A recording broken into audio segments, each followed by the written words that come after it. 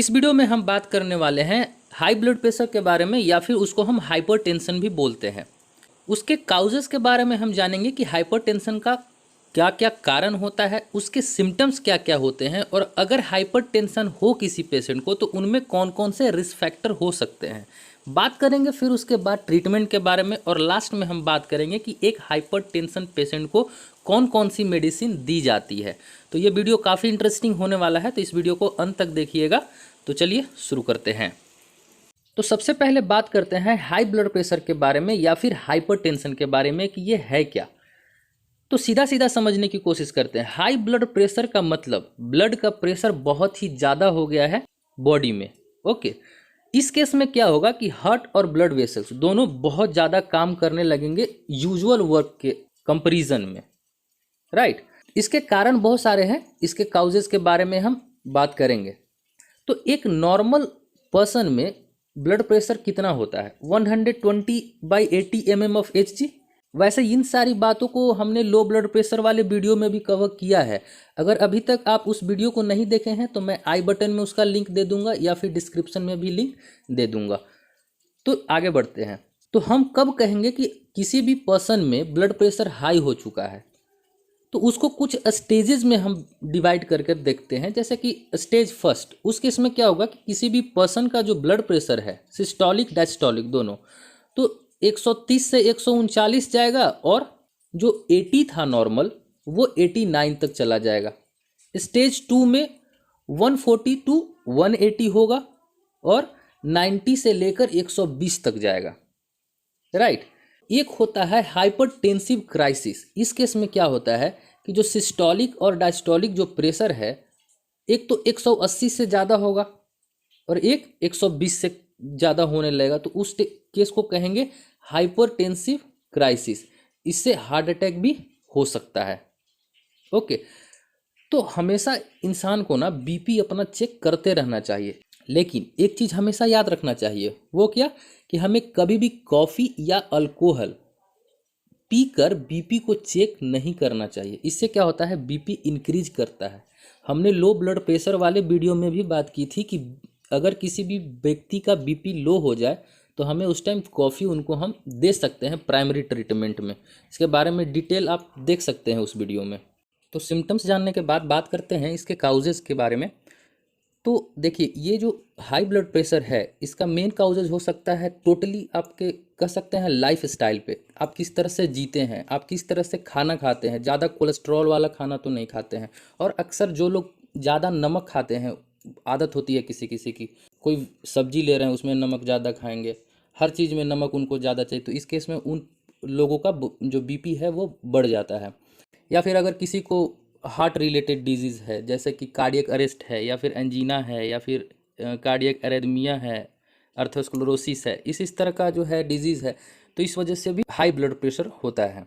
अब बात करते हैं सिम्टम्स के बारे में कि हाई ब्लड प्रेशर के क्या क्या सिम्टम्स हो सकते हैं। जैसे पेशेंट को अक्सर सर में दर्द होने लगेगा, या फिर शॉर्टनेस ऑफ ब्रीदिंग की प्रॉब्लम आएगी। ब्लड प्रेशर इतना बढ़ जाता है कि नोज में ब्लीडिंग तक आने लगती है। ठीक है, पेशेंट को चक्कर आएगा, उनके सीने में दर्द रहेगा, और विजुअल चेंजेस होने लगेंगे। इतना ब्लड का प्रेशर फ्लो होता है ना कि यूरिन में ब्लड तक आ जाता है। पेशेंट को गुस्सा आएगा है, पेशेंट को घबराहट सी महसूस होने लगती है। लेकिन जब बहुत ज़्यादा ब्लड प्रेशर बढ़ जाता है तो उस केस में पेशेंट को हार्ट अटैक आ जाता है, जिसको कि मायोकार्डियल इन्फार्क्शन भी बोलते हैं हम। ओके, कॉजेज़ की बात करने के बाद बात करते हैं रिस्क फैक्टर की, कि कौन कौन से ऐसे रिस्क फैक्टर्स हैं जो कि किसी भी पेशेंट को हो सकता है अगर उन्हें हाई ब्लड प्रेशर की प्रॉब्लम हो गई तो जो सबसे पहला है वो है मायोकार्डियल इन्फार्क्शन। राइट, पेशेंट को मायोकार्डियल इन्फार्क्शन हो सकता है। सेकंड वन है हार्ट अटैक उनको हो सकता है। और एक बात और, डायबिटीज़ वाले जितने भी पेशेंट हैं उनको ब्लड प्रेशर का प्रॉब्लम होता ही होता है। राइट, इससे होगा क्या, किडनी खराब हो जाएगा, मतलब किडनी में जो फंक्शन है वो सही से किडनी फंक्शन नहीं करेगा, नाक से खून भी आने लगता है, और पेशेंट का हाई ब्लड प्रेशर से विजन भी कमज़ोर हो सकता है। राइट, रिस्क फैक्टर की बात करने के बाद अब बात करते हैं हम ट्रीटमेंट की। लेकिन ट्रीटमेंट में पहले हम नेचुरल तरीका देख लेते हैं, जिसके जरिए हम जो हमारा ब्लड प्रेशर है उसको हम कम कर सकते हैं। जैसे कि सबसे पहले तो ज़रूरत है अपने लाइफस्टाइल को सुधारने की। अभी देखो, हम लोग खा रहे हैं, फिर टेबल पर बैठे, फिर काम किए, और कोई एक्सरसाइज नहीं किया, सो गए। तो इससे क्या हो गया कि हमारे बॉडी का जो एक्टिविटी है, वाइटल एक्टिविटी है ना, वो उतना ग्रो अप नहीं हुआ, राइट।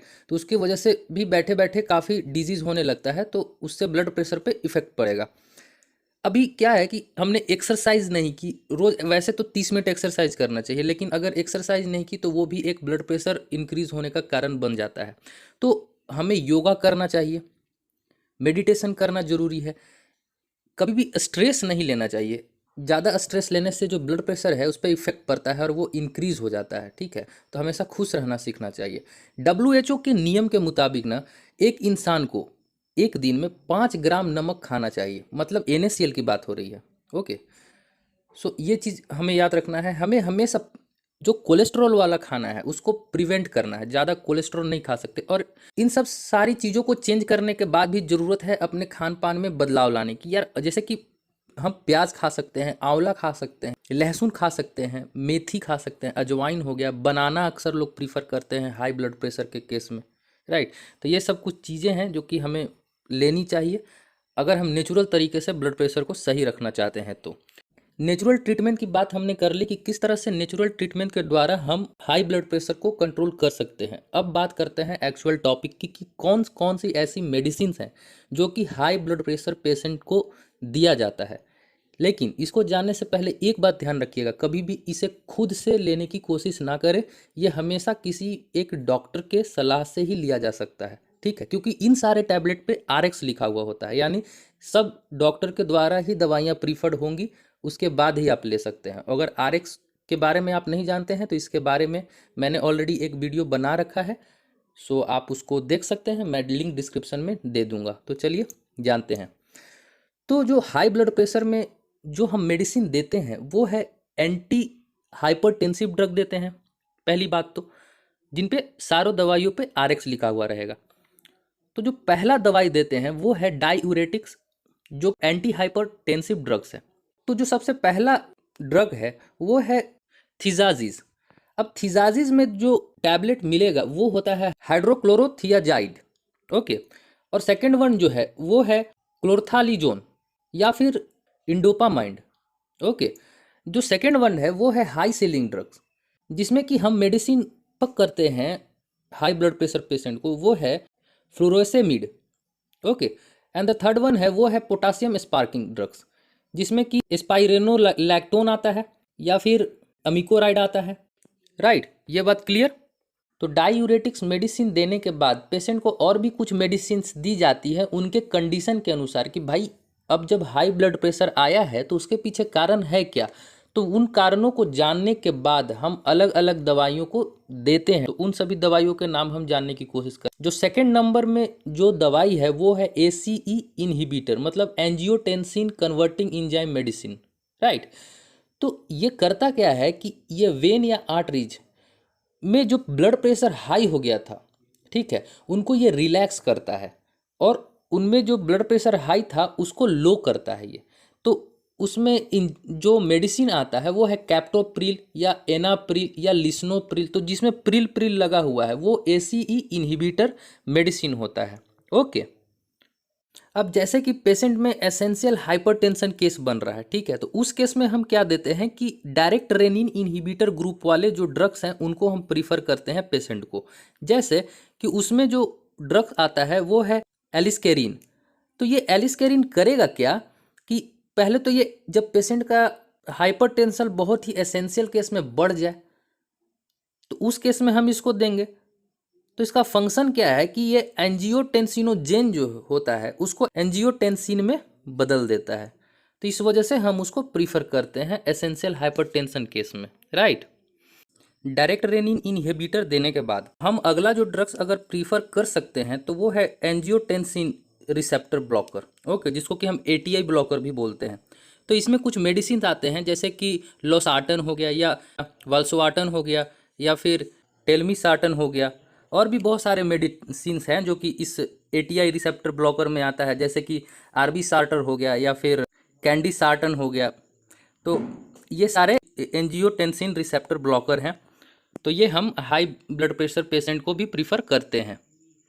तो हाई ब्लड प्रेशर में ATI रिसेप्टर ब्लॉकर के बाद जो सबसे ज़्यादा देने वाला जो मेडिसिन है जो पेशेंट को अक्सर दिया जाता है डॉक्टर के द्वारा, वो है कैल्शियम चैनल ब्लॉकर।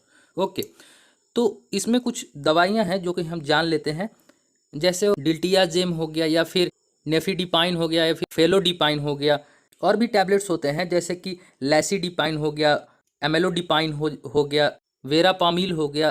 तो ये सारे जो है कैल्शियम चैनल्स ब्लॉकर हैं जो कि हाई बीपी में दिया जाता है डॉक्टर्स के द्वारा, ये सबसे ज़्यादा यूज होता है। ओके, कैल्शियम चैनल ब्लॉकर के बाद बीटा प्लस अल्फा एंड्राजेनिक ब्लॉकर भी दिया जाता है पेशेंट को, जो कि उसमें कुछ मेडिसिन आते हैं जैसे कार्बेडिलोल, ये 125 mg में आता है, या फिर लेबेटालोल आता है, ये 100 mg के फॉर्म में आता है। तो ये पेशेंट को प्रीफर किया जाता है हाई बीपी के केस में। ओके, हाई ब्लड प्रेशर के केस में पेशेंट को हम बीटा एंड्राजेनिक ब्लॉकर भी देते हैं, जैसे कि उसमें कुछ मेडिसिन है, प्रोपानोल करके मेडिसिन है, मेटोप्रालोल करके मेडिसिन है, या फिर एटनोलोल करके मेडिसिन है। तो ये सारे बीटा एंड्राजेनिक ब्लॉकर्स हैं जो कि दिया जाता है हाई बीपी के केस में, राइट।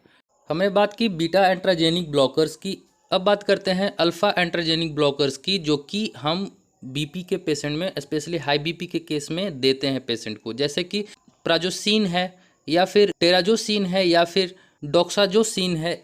ऐसे ऐसे मेडिसिन है जो कि हम पेशेंट को प्रीफर करते हैं। और भी मेडिसिन है जैसे कि फिनॉक्सीबेंजामाइन है, फेनिटोलअमाइन है। तो काफ़ी मेडिसिन हैं अल्फ़ा एंड्रोजेनिक ब्लॉकर्स के जो कि हम हाई बीपी के केस में पेशेंट को प्रीफर करते हैं। ओके, तो अल्फ़ा एंड्रोजेनिक ब्लॉकर्स के बाद हम अगर कोई मेडिसिन प्रीफर करते हैं किसी भी हाई ब्लड प्रेशर पेशेंट को, तो वो है सेंट्रल सिम्पैथोलाइट्स। ओके, तो इसमें कुछ मेडिसिन है जो कि हम जान लेते हैं। तो जो पहला मेडिसिन है वो है क्लोनिडाइन, जो कि 0.1 mg के फॉर्म में आता है, और जो सेकंड वन है वो है मिथाइल डोपा, जो कि 250 mg के फॉर्म में आता है। ओके, तो अब अंत में बात कर लेते हैं कुछ वैसोडाइलेटर्स के, जो कि हाई ब्लड प्रेशर में खास करके पेशेंट को प्रीफर किया जाता है, जिससे कि उनका ब्लड प्रेशर जो हाई है वो तुरंत लो हो जाए, जैसे कि आर्ट्रियोलर हो गया, हाइड्रालाजाइन हो गया, या पेशेंट को मिनॉक्सीडिल भी दिया जाता है। और भी हैं जैसे कि डायजोएक्साइड दिया जाता है। और हाँ, एक इंजेक्शन है जो कि है सोडियम नाइट्रोप्रूसाइड करके, जिसको कि डॉक्टर यूज करते हैं आर्ट्रियोलर प्लस वेनस डायलेटर के फॉर्म में, जो कि पेशेंट को अक्सर दिया जाता है इमरजेंसी केस में। तो हमने जान ली इस वीडियो में हाई ब्लड प्रेशर के केस में दिए जाने वाले मेडिसिन के बारे में। और एक बात के लिए सॉरी, मैंने इतने सारे मेडिसिन के नाम बताए बट उनका फंक्शन नहीं बता पाया, अदरवाइज वीडियो बहुत लंबी हो जाती। तो आज के लिए बस इतना ही। उम्मीद करता हूँ ये वीडियो काफ़ी इन्फॉर्मेटिव लगी होगी।